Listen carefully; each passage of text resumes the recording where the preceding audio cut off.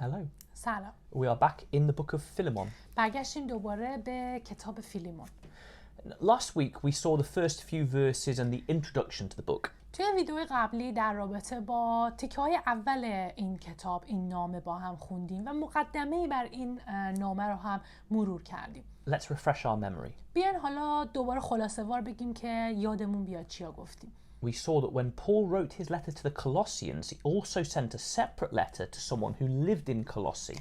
توی ویدیوهای قبلی با هم دیدیم که وقتی پولس رسول می‌خواست یه نامه بنویسه خطاب به ایماندارای کلیسای شهر کولوسی، یه نامه هم خطاب به یه شخص خاص می‌نویسه که توی اون شهر کولوسی زندگی می‌کرد. And this person he wrote to was called Philemon. این شخص خاص هم همون فیلمون بود که این نامه است که داریم می‌خونیم. And we saw from what Paul said, Philemon is a very faithful and loving disciple. با توجه به چیزایی هم که در رابطه باش خوندین، در رابطه با فیلمون، دیدیم که پولس گفت فیلمون یک شخص خیلی دوست داشتنی، فوق‌العاده ایماندار بود. But Paul clearly has something he wants to say to just Philemon, not the rest of the church. ولی مسلماً یه چیز خیلی خاصی وجود داره که پولس میخواسته فقط خطاب به این آدم بگه، نه به همه آدمای کلیسا. So what's he going to say? چی میخواسته به این آدم بگه؟ It must be important. مسلماً باید یه چیز مهم باشه. We'll find out now. الان با هم میخونیم و متوجه میشیم چیه. Just quickly, let's just read a verse we read last week, verse 6. بیاین فقط آیه 6 این نامه فیلیمون رو بخونیم. هفته پیش توی ویدیو قبلم خوندیم، با هم میخونیم و مرور میکنیم. صفحه 1569 هستیم. نامه فیلیمون آیه 6 رو میخونیم. دعایم این است که مشارکت ایمانت بسی کارگر افتاده، تو را به شناخت هر قابلیت نیکویی راهنمون شود که در جهت نیل به قامت مسیح در ماست. He says he wants Philemon's knowledge and understanding to be deeper. بهش میگه که میخواد شناخت و درکش عمیق‌تر بشه. It's an important principle for us that we should always be trying to increase our knowledge and understanding of God. این یک درس خیلی مهم برای همه ما هست. همیشه باید تلاش کنیم که چیزایی که بلدیم رو بیشتر ادامه بدیم و کاری کنیم که درک و فهممون نسبت به خدا بیشتر و عمیق‌تر بشه. We never get to a point where we can understand fully God and his plan and his mercy. چون هیچ وقت به نقطه‌ای نمیرسیم که کاملاً در رابطه با خدا بدونیم و تمامی اهداف خدا رو در رابطه با اون رحمت و محبتی که به ما داره رو یاد گرفته باشیم و دیگه چیزی بیشتری برای یاد گرفتن نداشته باشیم. That's why we read our Bibles and pray so we can understand God more and more. واسه همینه که همیشه کتاب مقدس میخونیم، دعا میکنیم. این واسه اینه که بتونیم درکمون بیشتر بشه و بیشتر از قبل متوجه حقایق مربوط به خدا بشیم. And in this letter, Paul's going to try and deepen Philemon's understanding. توی این نامه هم پولس داره تلاش میکنه که کاری کنه درک فیلمون عمیق‌تر بشه. About something very important. و در رابطه با یه موضوع خیلی مهم میخواد بهش بگه. First of all, now let's read verses 8 to 10. آیات 8 تا 10 این نامه رو با هم میخونیم. از این رو هرچند در مسیح این جسارت را دارم که تو را به انجام آنچه سزاوار است حکم کنم. ترجیح میدهم بر پایه محبت استدعا کنم. پس من پولس پیر که اکنون نیز زندانی مسیح عیسایم درباره پسرم اونسیموس که در بند او را پدر شده ام استدعایی از تو دارم. Remember, Paul was an apostle. به یاد داشته باشیم که پولس یکی از اون رسولان بود. He had authority over other disciples throughout the churches. یعنی اقتدار داشت که هر چیزی به ایمانداران کلیساها بگه و بر اونها کارهاشون رو بگه که باید چی کار بکنن و نکنن. He had authority from God to tell people what they should do. یعنی این اقتدار رو خدا به پولس داده بود که یکی از رسولان بود که به ایماندارای دیگه بگه باید چی کار کنن. And it's clear he wants Philemon to do something. اینجا هم واضحه که پولس از فیلمون میخواد یه کاری انجام بده. But he says, look, forget I'm an apostle. I'm not going to order you to do anything. ولی از اول بهش میگه که این که من یک رسول هستم رو فراموش کن. نمیخوام به تو فرمان بدم که اون کار رو انجام بدی. He says, I'm going to appeal to your love instead. بلکه گفته میخوام بر پایه محبت ازت استدعا کنم یه کاری کنی برام. don't think of me as an apostle. Just think of me as the old man, Paul, in prison. به من به عنوان یه رسول فکر نکن، بلکه یک شخص پیری که تو زندانم فکر کن و اینجوری به حرفام گوش بده. And in verse 10, we find out he's going to ask him something to do with this man called Onesimus. توی آیه 10 متوجه میشیم که خواسته پولس از فیلمون در رابطه با یک مردی به اسم اونسیموس. Now Onesimus, Paul calls him his son. پولس اونسیموس رو پسر خودش خطاب کرده تو این آیه. Paul often calls someone his son when he means they're like his spiritual son. They're like a son to him.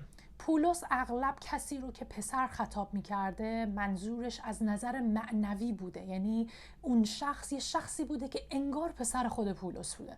Like someone he's taught the gospel to and looks after and he's nurturing them.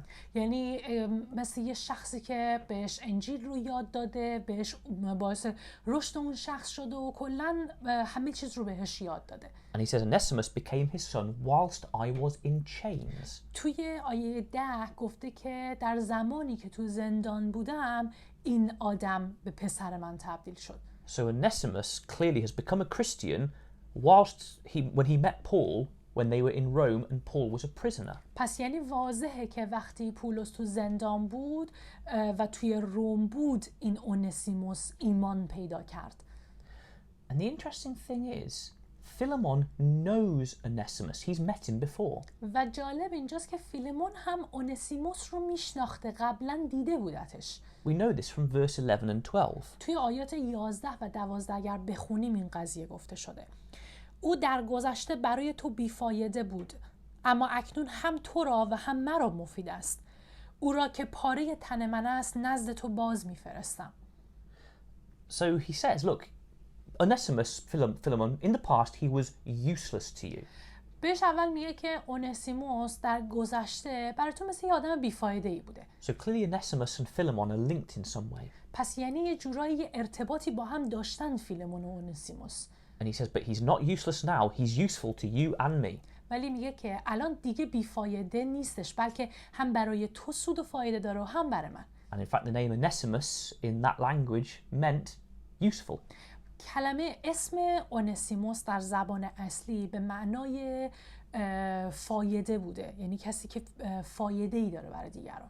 And you see in verse 12 he says, I'm sending him back to you.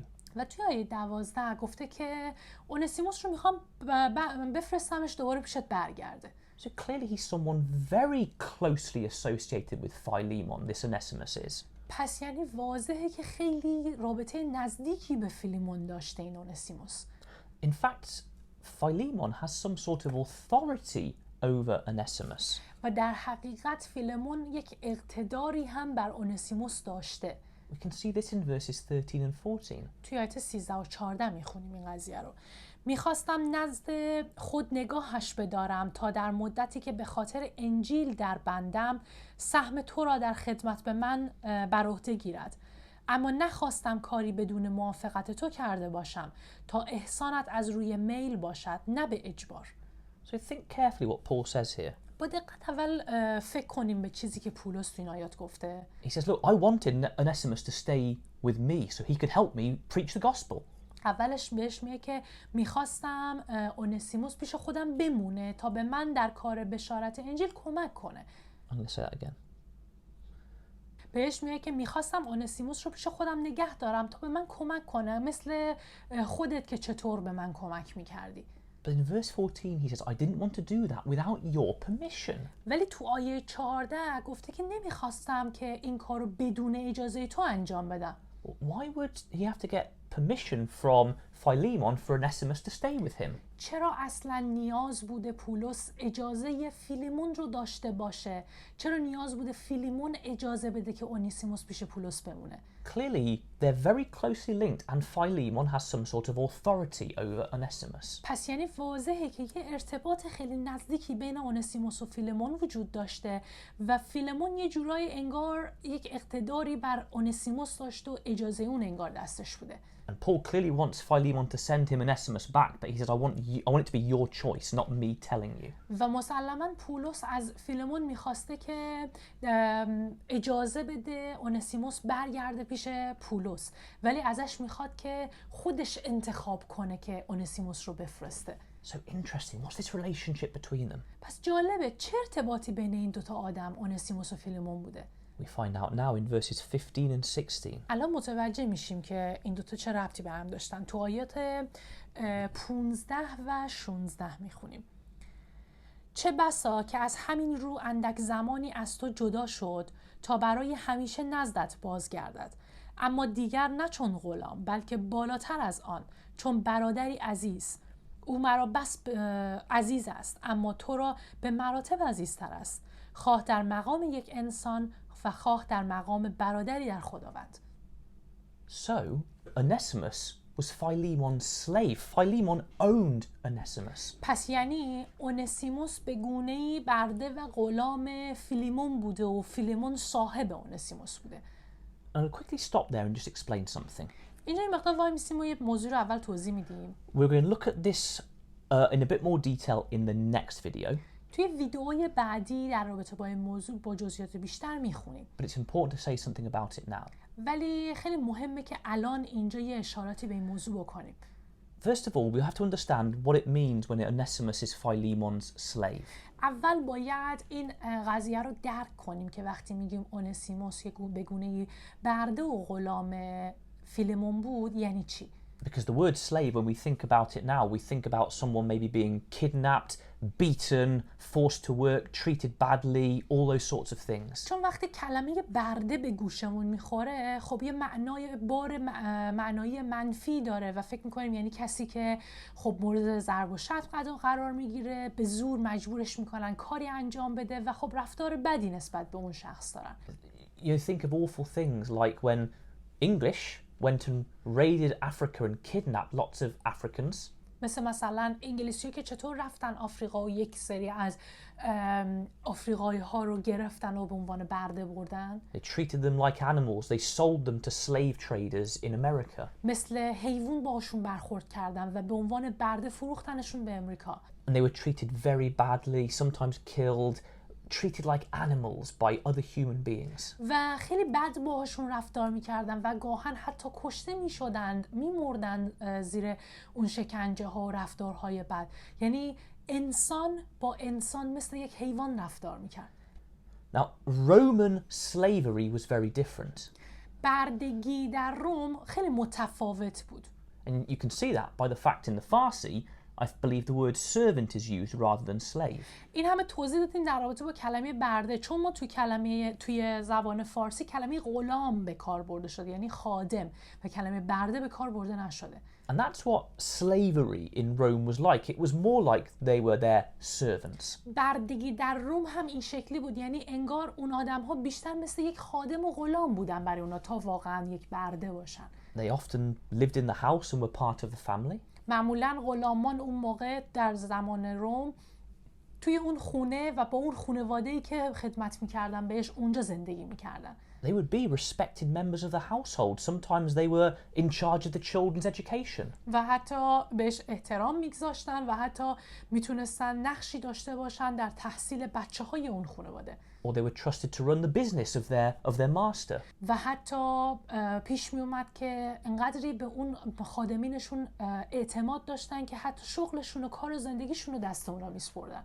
They could be important members of society and still be a servant. پس یعنی این خادمین میتونستن آدم‌های مفید و مهمی در جامعه باشن. Many people who went on to important positions like judges had at one time been servants. حتی خیلی از کسانی که بعدها به مقام‌های مهمی مثل قاضی شدن، در قدیم خادم بودن، غلام بودن. In fact, maybe it's estimated sometimes up to a third or half of all Romans at one point had been these servants. و در حقیقت میشه اینجور گفت که تقریبا 1/3 یا حتی نیمی از رومی‌ها همینطور غلام و خادم افرادی بودن. So it was a big part of Roman society. پس یعنی وقتی داریم در مورد این خادمین صحبت میکنیم و این غلامان، داریم در رابطه با یک بخش بزرگی از اون جامعه رومی صحبت میکنیم. But does that mean it was right? ولی آیا این به این معناست که چنین موضوعی درسته؟ Should a Christian own someone or see someone as their property? آیا درسته که یک مسیحی خودش رو صاحب یه شخص دیگه‌ای ببینه و اون شخص رو به عنوان دارایی خودش حساب کنه؟ I don't think so. به نظر من درست نیست. And in the next talk, we're going to think a bit more about the slavery in the Roman Empire and how it interacted with the teachings of Christ. و توی ویدئوی بعدیمون قراره در رابطه با بردگی، خادم یا غلام بودن در روم صحبت کنیم و با هم ببینیم که چطور متناقضه با تعلیمی که کتاب به ما میده. So Philemon had servants and he owned them. پس یعنی فیلمون کسی بود که خادم یا غلامی داشت و به گونه اون آدم جزء دارایی فیلمون بود. And I think the thing Paul is writing to him to do, to deepen his understanding, is make him see this isn't the right way. و دلیل اینکه پولس این نامه رو به فیلمون مینویسه میخواد کاری کنه متوجه بشه فیلمون که این قضیه درست نیست و در راستای تعلیم کتاب نیست. Because we read verses in 15 and 16. تو آیه 15 و 16 خوندیم. And he says, look, maybe he was separated so you could receive him back. توی آیه 15 و 16 خوندیم که گفت شاید یه مدت کوتاهی جدا شده بود تا بتونی دوباره در آینده اون رو داشته باشیش. But not receive him back as a servant, but as a fellow brother. ولی نه به عنوان یک غلام دوباره، بلکه به عنوان برادر خودت دوباره داشته باشیش تو زندگیت. And in verse 16 he says, look, this man is dear to you. He's a fellow man, not a servant, a fellow man. و بعد تو آیه 16 میگه که این آدم الان دیگه رتبه بالایی داره، یک عزیزیه برای تو و مثل دقیقاً یک برادر و یک انسان و در رتبه برابری با توه. As your brother in the Lord. و بعد این رو تاکید میکنه، میگه به عنوان برادر در مسیح برای تو هستش. So it looks like Paul thinks that Philemon would take Onesimus back, but take him back as a servant, even though he was now his brother. پس میتونیم متوجه بشیم که پولس داشته به خودش فکر میکرده که وقتی اونسیموس برگرده پیش فیلمون، ممکنه فیلمون بخواد دوباره اونسیموس رو به عنوان یک بخشی از دارایی خودش رو رئیس و ارباب اون ببینه، نه به عنوان برادرش، اونو به عنوان یه برادر و هم مقام و هم مرتبه با خودش حساب نکنه. Paul is trying to make him think a different way and not take him back as a servant. واسه همین پولس میخواد تلاش کنه که مدل فکر کردن فیلیمون رو تغییر بده و کاری کنه که فیلیمون این آدم رو دیگه به عنوان خادم خودش در نظر نگیره، بلکه یه آدم کاملا برابر با خودش. Something very interesting as well in verses 17 to 19. توی آیات 17 تا 19 هم یه موضوع جالب دیگه میخونیم. پس اگر مرا رفیق خود میدانی، او را همان گونه بپذیر که مرا میپذیری. اگر خطایی به تو کرده یا چیزی به تو بدهکار است، آن را به حساب من بگذار. من پولس به دست خود می نویسم که آن را جبران خواهم کرد. البته نیازی نمی بینم بگویم که تو جان خود را نیز به من مدیونی. So it looks like Onesimus had done something wrong to Philemon. پس یعنی انگار به نظر میرسه که اونسیموس کار خطایی کرده نسبت به فیلیمون. Remember, earlier in the letter, Paul had said he was useless to you. و یادتونه که اوایل این نامه که خوندیم پولس گفته بود اونسیموس اوایل قبلا بیفایده بود برای تو.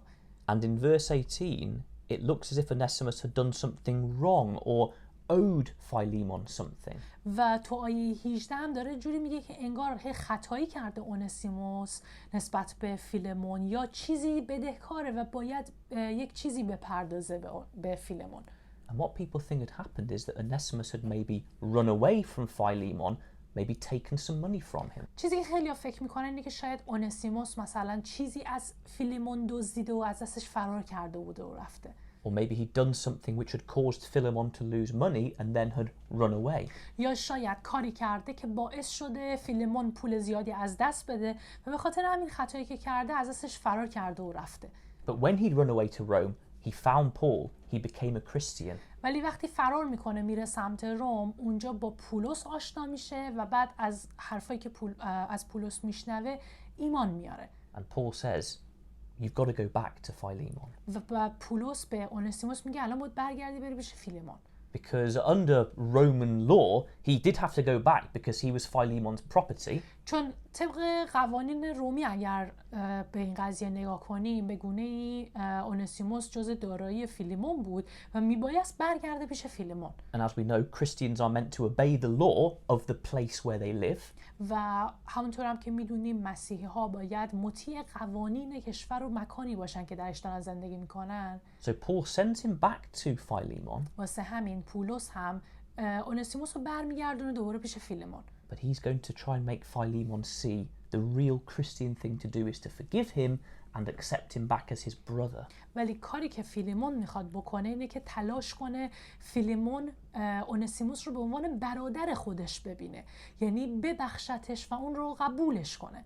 And Paul is really trying to persuade him to do this. و واقعا هم داره ازش استدعا میکنه که ببخشتش و اون رو بپذیره. He's not ordering him, but he's really making it clear what he wants Philemon to do. بهش دستور نمیده به فیلیمون، بلکه جوری این قضیه رو مطرح میکنه که واقعا فیلیمون درک کنه چی میخواد ازش. In verse 17 he says, if you really consider me a partner, treat him like you would me. توی آیه 17 هم میگه اگر واقعا من رو دوست و رفیق خودت میدونی اون رو هم باید همونطوری که با من رفتار میکنی با اون هم همونجوری رفتار کنی. In verse 19 he even offers to pay back anything which Onesimus had maybe taken or caused Philemon to lose. توی آیه 19 حتی پولس میگه که خودش خسارت رو به فیلیمون پرداخت میکنه، هر چیزی رو که اونسیموس ازش گرفته رو میگه خودم بهت برمیگردونم. And finally he persuades him again in verses 20 and 21. و در نهایت تو آیات 20 و 21 باز هم ازش استدعا میکنه.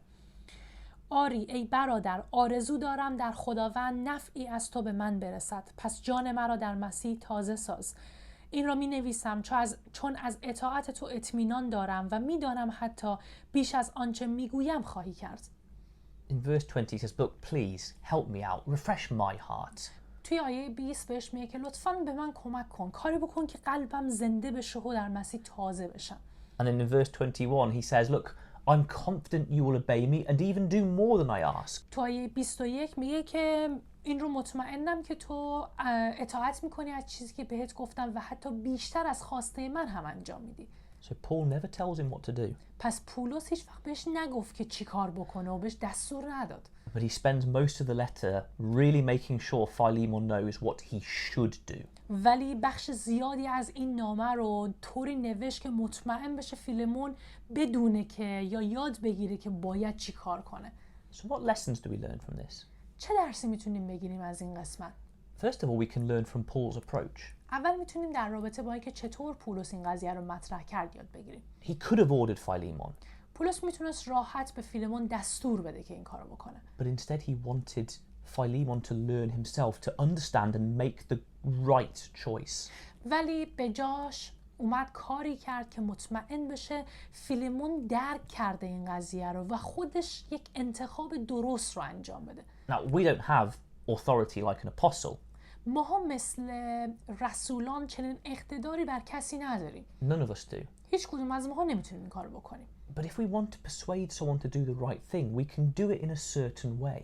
ولی اگر میخوایم کاری بکنیم که یه شخصی کار درستی رو انجام بده، میتونیم به روش درستی این کار رو انجام بدیم. We don't have to be very hard and say, you must do this.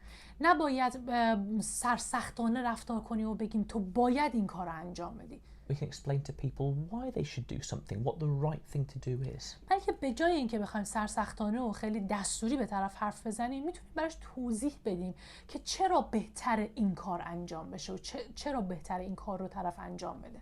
We can learn from Philemon as well. و حتی میتونیم از فیلیمون هم یاد بگیریم. We saw last week he was a godly, loving man. توی ویدئوی هفته گذشتمون دیدیم که فیلیمون یک آدم بسیار ایماندار و با خدایی بود. Paul himself said that Philemon was a good disciple. حتی پولس خودش در رابطه با فیلیمون گفت که یک شاگرد بسیار خوبه. But all disciples have blind spots. ولی تمامی شاگردها یه سری ضعف‌ها و نقاط کوری دارن که باید درستش کنن. Often the way of Christ will be different to the culture that we live in.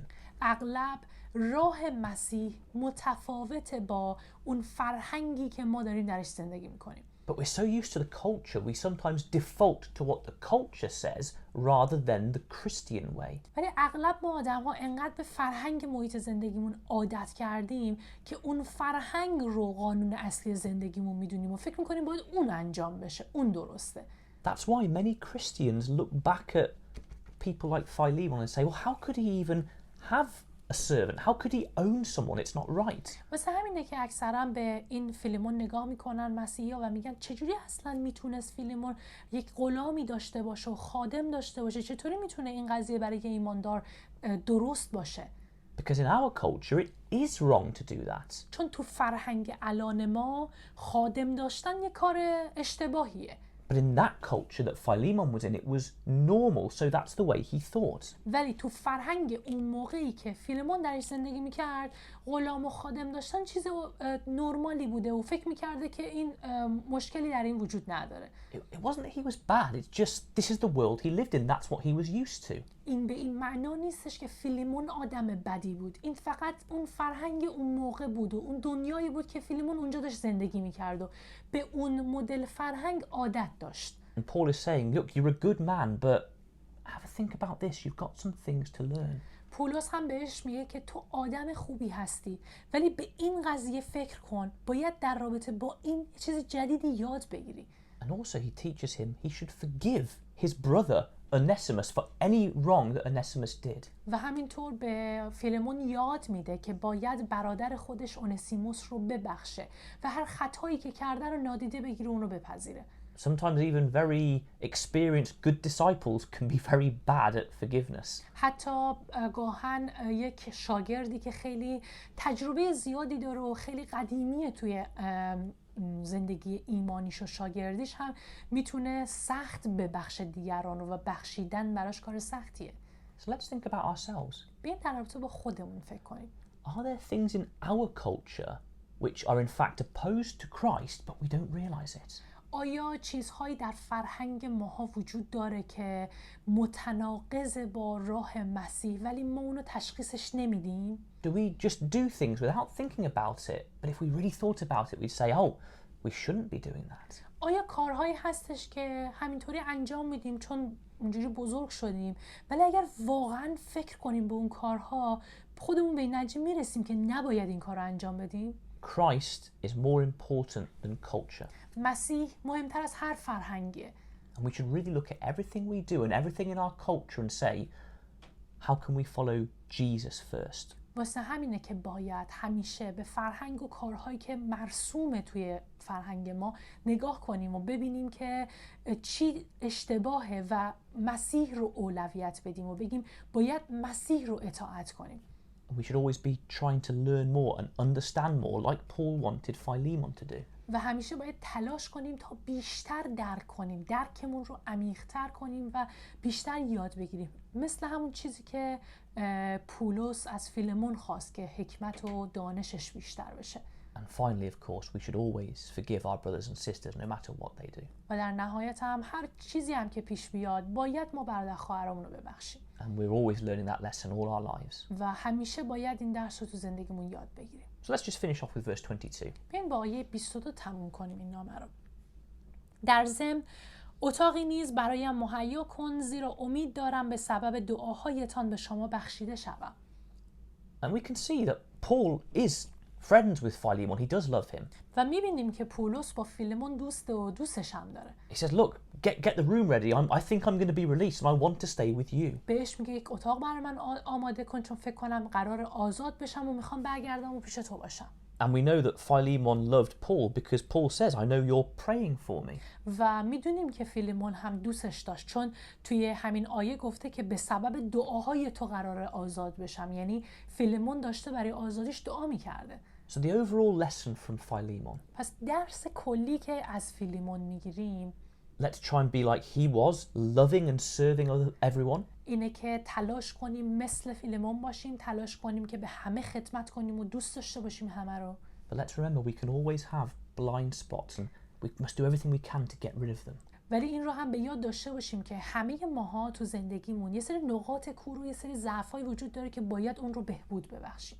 And let's imagine that Philemon did do the right thing. بیاین تصور کنیم که فیلیمون با خوندن این نامه کار درست رو انجام داد. That he welcomed Onesimus back and they were beloved brothers together. اونسیموس رو پذیرفت و هر دو به دو تا برادر خیلی خوب و با محبت بر هم تبدیل شدن. And looking at what Paul says about Philemon, we're sure he did. و به چیزی که پولس به فیلیمون گفت اون رو عملیش کرد. So let's try and be of that same sort of character. بیاین ما هم تلاش کنیم که ما هم دقیقا یه چنین شخصیتی داشته باشیم و همینجوری رفتار کنیم. And that's why Paul wrote this very important letter to Philemon. پس دلیل اینکه پولس یه چنین نامه خیلی مهمی به شخص فیلیمون نوشت همین بود. And God thought the lessons were that important that he left it on record for us to read and learn from. و خدا فکر می‌کرده که این نامه و درسی که از این نامه گرفته میشه انقدری مهم هست که توی کتاب مقدس برای ما ثبتش کرده که ما اون رو یاد بگیریم. Thank you. مرسی.